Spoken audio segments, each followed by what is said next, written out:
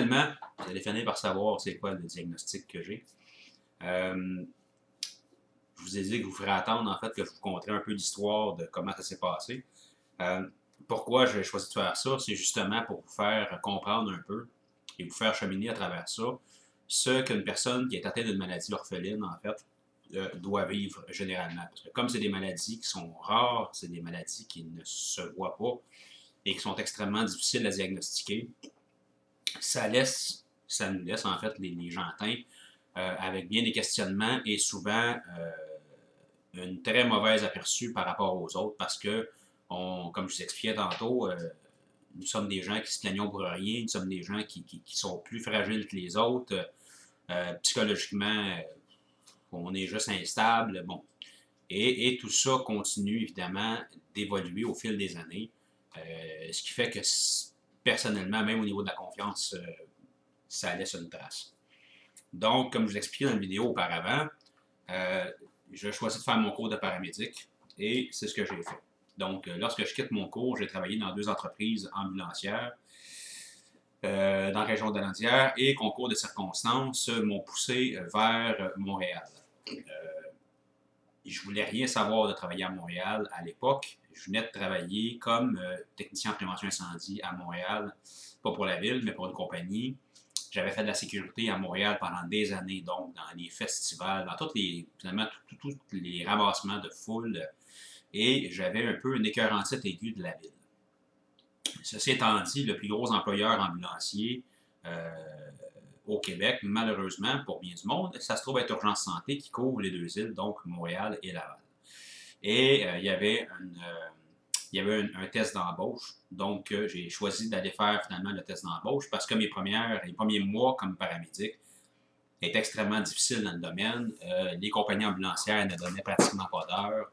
Je devais combiner en fait et la sécurité encore sur la patrouille et les heures sur l'ambulance comme je pouvais. Ça devenait extrêmement difficile. Et Montréal offrait quand même beaucoup plus d'heures. Donc, j'ai fait les tests et c'est là que je suis rentré. Pourquoi je vous compte ça? Parce que le diagnostic a... excusez. Le diagnostic a été fait à cause de cette décision-là. Si je n'étais pas rentré à Montréal comme paramédic, probablement que j'aurais jamais su ce qui s'était passé ou ce que j'avais. Et je serais peut-être possiblement mort aussi au jour d'aujourd'hui. Et c'est pas des blagues. Donc, je fais mon intégration comme paramédic à Montréal. Évidemment, ben, comme d'habitude, j'ai encore de la misère avec mes problèmes intestinaux. J'entends pas d'une oreille, j'ai de l'acouphène dans les 2 oreilles, mais ça ne m'empêche pas d'être paramédic. Je fais quelques semaines et au début de l'automne, je travaille avec une partenaire, ça fait déjà quelques semaines. Et c'est l'événement, en fait, qui a changé, je vous dirais, le cours de ma vie au complet. Donc, comme je disais, je travaille avec une partenaire et il y a un appel qui a changé le cours de ma vie.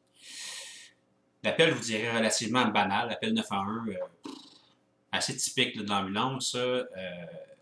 On est en 2002, à l'automne, on reçoit un appel pour une dame qui a chuté des marches. Écoutez, il doit être à peu près 3h30 du matin. Je pense qu'on est dans le coin de Verdun. Finalement, on arrive on intervient avec la police sur cet appel-là. Et à cette époque-là, ben, j'avais des lunettes de protection comme on devait tous en porter. Et évidemment, je ne les portais jamais. Comme la majorité des paramédics aussi. Je vous jure qu'après cet appel-là, j'ai commencé à les porter pas mal plus souvent. Bref, j'ai pas mes lunettes de protection dans le visage, ma partenaire non plus. Et la dame, lorsqu'elle est couchée sur le dos, elle est en boisson. Elle a été blessée, évidemment, en déboulant des marches. Elle a la bouche pleine de salive, possiblement plein de sang, on ne sait pas. Et elle décide qu'elle veut se vider la bouche, fait qu'elle me crache en face. C'était pas volontaire, mais bref, le dommage est fait pareil. Donc, tout de suite après cet appel-là, on doit se diriger à l'hôpital Saint-Luc pour faire le protocole, ce qu'on appelle le protocole post-exposition. Donc, c'est un protocole qui est établi lorsque nous sommes en contact avec des liquides biologiques. Parce qu'évidemment, ben, le médecin traitant doit choisir s'il nous met sur la trithérapie. Donc, s'il y a un risque assez majeur d'avoir contracté SIDA, hépatite et compagnie. Et le médecin, ce soir-là, décide que pour lui, ben, qu'évidemment, il n'y a pas de risque. Donc, je dois revoir le médecin à Saint-Luc une semaine plus tard, en suivi. Et c'est là que ça a changé. Donc, une semaine plus tard, je vais voir le médecin et je décide de refaire une approche par rapport aux lésions que j'ai sur la peau. Donc, ce que je vous ai montré tantôt, les fameuses angiokératomes. Écoutez, j'ai 26 ans à l'époque. Ces lésions-là, j'en ai pratiquement que dans la région du calisson, donc la région pubienne, un peu autour du nombril, mais pas rien de ça, mais la plus grosse concentration est au niveau pubien. Donc, je demande au médecin, je dis, écoutez, je le sais que vous avez un gros département de dermatologie à Saint-Luc qui est associé à l'Université de Montréal à cause du CHUM. Ben, je suis célibataire. Quand je rencontre une femme, ben, je ne sais pas quoi y expliquer. Ces lésions-là, c'est fatigant. Je ne sais pas, est-ce que c'est contagieux? Je ne sais pas c'est quoi. Et lui, il regarde ça, puis, comme tous les autres médecins avant, n'a aucune idée de ce que c'est. Mais décide de me donner une consultation en dermatologie. Et quand je vous dis que ça a changé ma vie, bien, c'est exactement ce qui s'est passé. Rendez-vous en consultation, c'est-à-dire va voir la dermatologue en question à l'hôpital Saint-Luc. Et lorsque je me présente là, la dermatologue en question, elle me regarde, elle me dit, elle sort une brique là, genre de brique de dermatologie. Puis elle me dit, écoute, ben, je pense que je le sais ce que tu as. Le seul problème, c'est que j'en ai jamais vu auparavant. Et je ne sais pas où est-ce que je peux faire vérifier ça. Donc, tout d'un coup, je me ramasse avec une possibilité de quelqu'un qui sait c'est quoi. J'ai tous les dermatologues du département sont venus me voir. Ils ont pris des photos. Tout le monde était curieux. On n'a jamais vu ça. Et, ben écoute, moi, je pense que c'est ce que tu as comme maladie. Mais là, on va essayer de voir qu'est-ce qu'on va faire. Donc, je suis ressorti pour la première fois de ma vie d'un bureau de médecin avec des consultations dans à peu près tous les départements. Dermatologie, pas dermatologie, excusez, mais gastro-entérologie, en ORL, en cardiologie, en néphro, j'en ai eu, je pense que j'ai à peu près 10 consultations différentes. Et je ne sais pas. Fait que moi, je sors de là,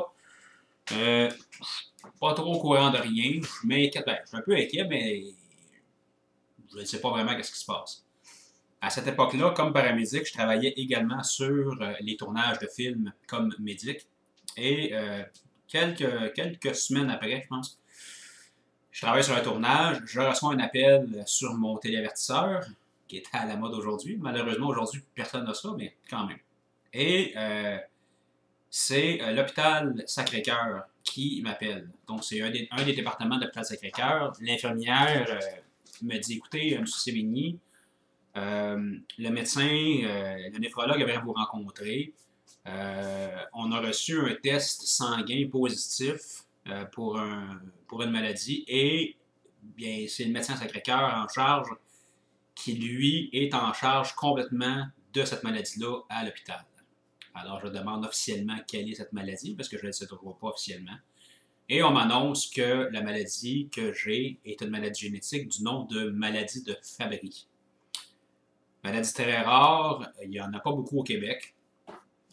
Et la façon de le diagnostiquer, c'est une prise de sang qui doit se faire en génétique à Sainte-Justine. Et elle me dit, ben écoutez, le médecin veut vous rencontrer. C'est le seul médecin qui s'occupe de ça au Québec. Et c'est le seul qui a la compétence, en fait, en la matière. Donc, évidemment, un peu de chance dans cette malchance-là. Et j'accepte évidemment de prendre le rendez-vous. Je recontacte la dermatologue pour avoir un peu plus de détails. Mais tout le monde est un peu flou par rapport à cette maladie-là. On me dit que c'est pas si grave, qu'au fond, ben, c'est une maladie génétique, oui, mais il n'y a personne qui en sait, qui sait rien comme tel. À cette époque-là, ben, Internet, évidemment, commençait un peu. Mon père décide de faire l'achat d'un ordinateur et pour mes jeunes frères, mes jeunes demi-frères et sœurs pour l'école, commence à faire des recherches sur Internet et lui en apprend un peu plus sur la maladie. Et lorsque je reçois l'appel, lui est pas mal moins optimiste que ce que les médecins jusqu'à présent semblent être.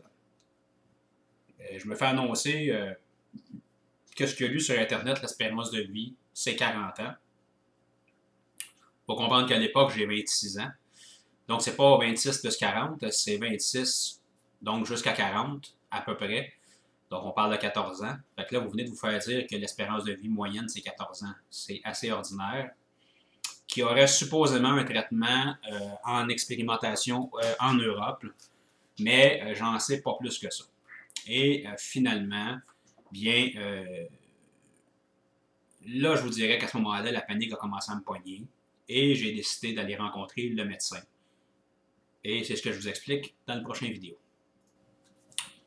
Alors, me voici donc à la rencontre avec le néphrologue de l'hôpital Sacré-Cœur, en fait, au département de recherche. Donc, c'est la première fois que je rencontre l'équipe. Évidemment, bon, ben, me confirme que je suis atteint de maladie de Fabry. M'explique un petit peu la démarche, en fait, un peu ce que la maladie, évidemment, ce que ça implique, ce que ça comporte. Et je suis pas sûr que cette journée-là, je l'ai vraiment écoutée. Parce que vous avez sûrement déjà vu les annonces où on annonçait à des gens qu'ils avaient le cancer, puis bon, évidemment, les gens se retrouvent là, sur la derrière, puis c'est un choc.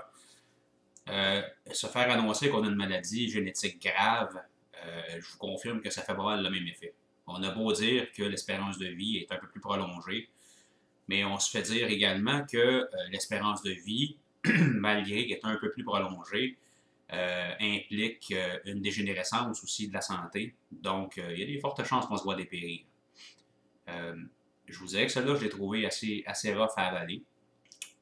La seule chose, par contre, c'est que pour la première fois de ma vie, donc à l'époque à 25 ans, je pouvais enfin, finalement, savoir que j'étais pas fou. Et savoir que toute ma vie, j'avais souffert et que j'avais raison de souffrir parce que il y avait un mal qui me rongeait et ce mal-là avait maintenant un nom, était connu. Et il y a un médecin qui s'en occupait. Donc ça, c'est déjà quelque chose de très, très important, je vous dirais, dans un cheminement personnel. De savoir que toutes ces années-là, on a souffert un peu en silence, qu'il n'y a jamais personne qui nous a cru, et tout d'un coup, il y a quelqu'un qui vous dit écoute, ben, c'est ce que tu as, et c'est réel ce que tu as.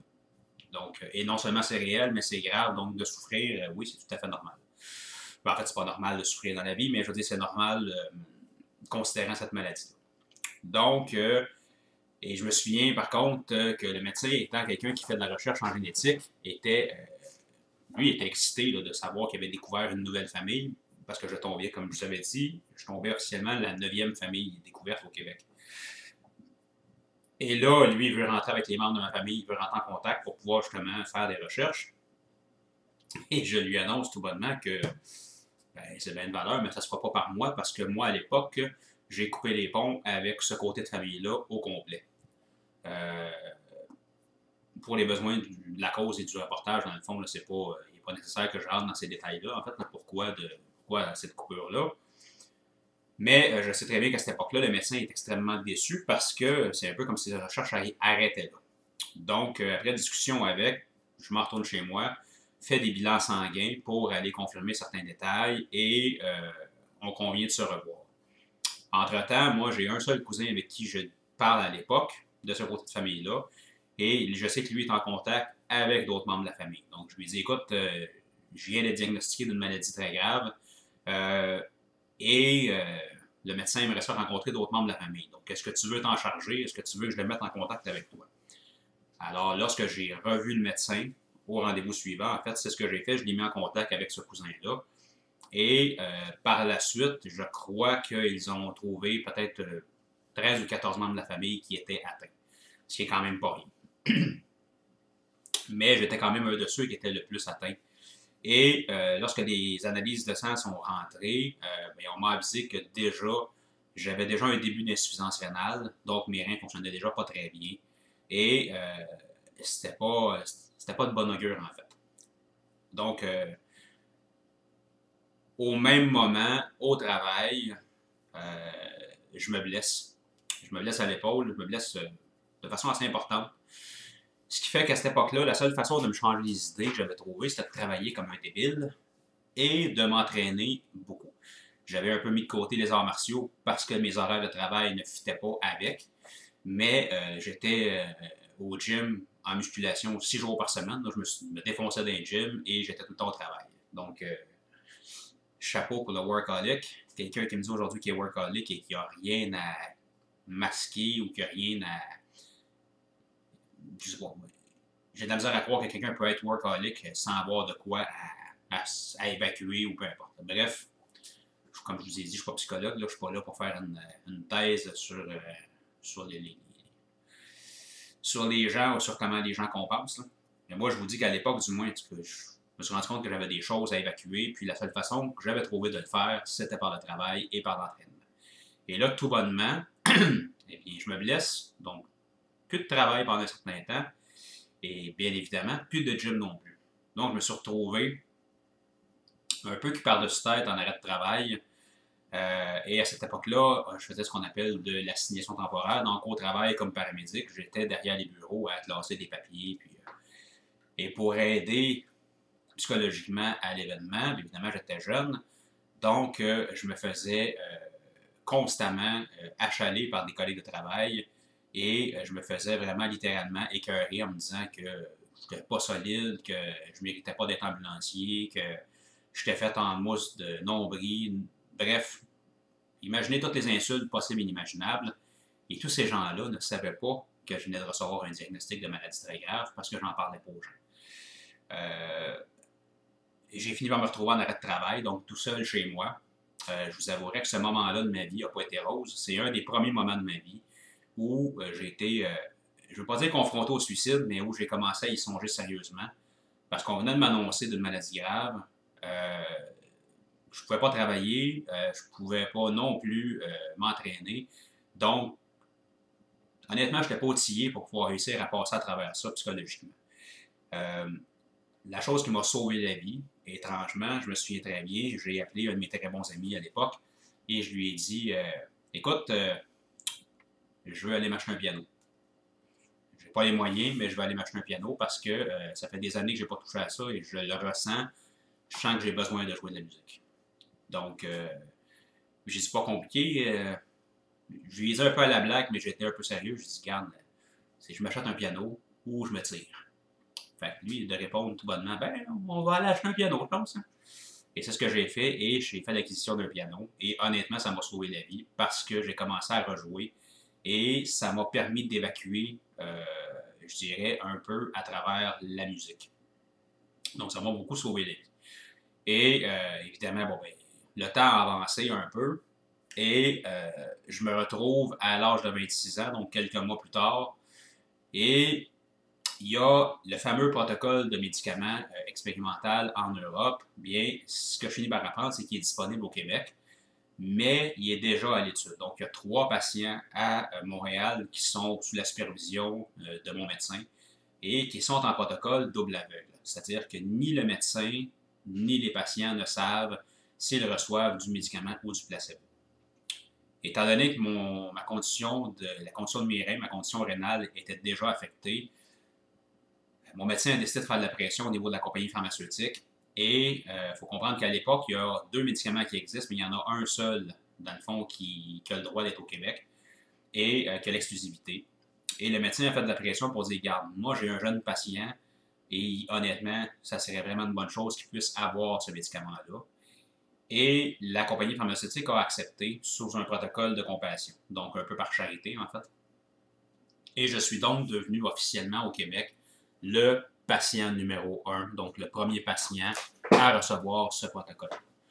Donc, c'est la première fois de ma vie que je recevais un médicament par intraveineuse et je m'en souvenais toute ma vie. Lorsque je me suis présenté à l'hôpital, le protocole s'échelait sur, de mémoire, c'était au moins 8 traitements. Et en fait, c'était plus que ça, en fait. C'est que je devais me présenter à l'hôpital 2 heures avant le traitement.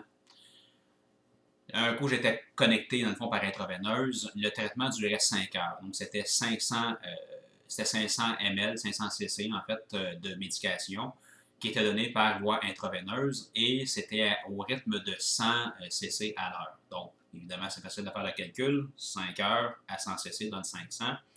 et je devais rester au moins 1 heure post-traitement pour s'assurer que je ne faisais pas de réaction grave ou que je ne réagissais pas au médicament comme tel.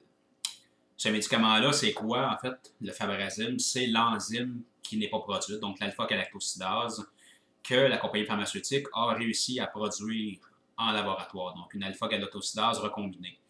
Donc, c'est ce que je me faisais injecter. Lorsque j'ai signé le premier protocole d'entente, j'ai passé au travail, évidemment, tout le protocole, et dans le protocole, il disait que dans certains cas, il y avait eu des effets indésirables, dans certains autres cas, un certain pourcentage, il y avait eu des effets graves, et dans un petit pourcentage, il y a des gens qui étaient décédés. Donc, la première fois que je me suis fait connecter pour aller chercher ce médicament-là, je vous confirme que j'étais extrêmement nerveux. J'avais peur. Je serais menteur de dire le contraire, j'avais vraiment peur. Et je suis allé à l'hôpital tout seul. Je me suis présenté tout seul. J'ai pratiquement 10 heures de temps à l'hôpital, en fait, pour recevoir ce médicament-là. Ça s'est bien passé.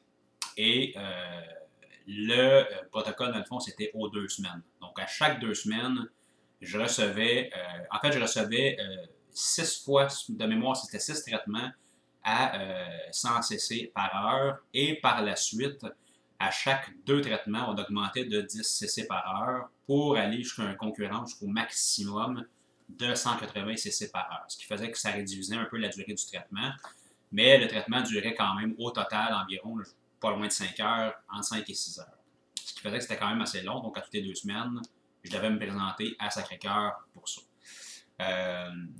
Tout seul, et puis bon, évidemment, là, j'ai fait de mon possible, là, mais en fait, ça m'amène un petit peu à vous parler aussi d'une chose qui n'est pas banale, et je pense que c'est important d'en parler rapidement aussi, parce que quand vous apprenez que vous êtes malade, gravement, je vous dirais surtout, il y a généralement, en tout cas dans mon cas, moi, il y a plusieurs émotions par lesquelles je suis passé. Il y a plusieurs états d'âme qui s'installent et je vous dirais que des émotions comme la peur, puis la peur, là, je vous dis la peur de toutes sortes, là. La peur de mourir, la peur d'être malade, la peur d'être invalide, la peur de manquer d'argent, la peur, nommez-les, toutes les peurs à peu près apparaissent au tableau.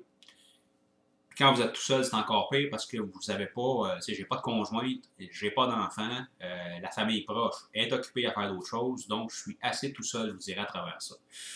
Donc, de toute façon, j'ai passé ma vie à souffrir tout seul, fait que c'est pas quelque chose de nouveau, mais ça reste que c'est quand même pas simple. On parle de la peur, évidemment la peine, et à un moment donné aussi s'installe une rage, tu sais. Puis là, les premiers temps, présentement, je vous dirais, je suis plus là-dedans, mais dans les premiers temps, ben, pourquoi moi? Pourquoi ça m'arriverait à moi? Pourtant, j'ai jamais fait d'excès dans la vie, je me suis pas drogué, je suis pas quelqu'un de méchant, j'ai pas... et vous finissez par réaliser que la maladie, elle fait pas de discrimination, et malheureusement, ça ne va pas au mérite. Oui, les gens vont vous dire que toute chose arrive pour une raison. Je vous confirme qu'on finit, à travers une maladie grave, à travers la souffrance quotidienne, on finit par se dire qu'on n'est pas convaincu que tout arrive pour une raison. Et si c'est le cas, on n'y voit pas tout le temps clair. Et je mettrai au défi n'importe quel coach de vie avec des belles grandes phrases de passer par où je passe et d'avoir le même discours après ça. Je ne suis pas convaincu qu'il y en a beaucoup. Si c'est le cas, tant mieux, c'est des gens qui sont excessivement zen, mais honnêtement, j'en doute beaucoup. Je suis quelqu'un qui a beaucoup de résilience là, maintenant, là, mais malgré ça, il y a quand même plusieurs émotions à travers ça que je passe encore quotidiennement. Évidemment, je parle de rage, évidemment la colère, l'incompréhension. Comme je vous disais tantôt, tu sais, pourquoi? Pourquoi moi, pourquoi pas un autre, en fait, tu sais? Surtout qu'à cette époque-là, déjà, je travaillais comme paramédic, donc j'aidais déjà les autres. Puis, comme j'ai déjà dit, puis je vais sûrement le redire dans la vidéo aussi, c'est quand même assez ironique de passer une partie de sa vie à sauver des gens et arriver à un moment de sa vie et être obligé d'essayer de sauver la sienne, tu sais. Donc, sauver la vie des autres, travailler à sauver la vie des autres et arriver un moment où, dans le fond, tu dois travailler à sauver ta vie à toi. C'est assez ironique, je dirais.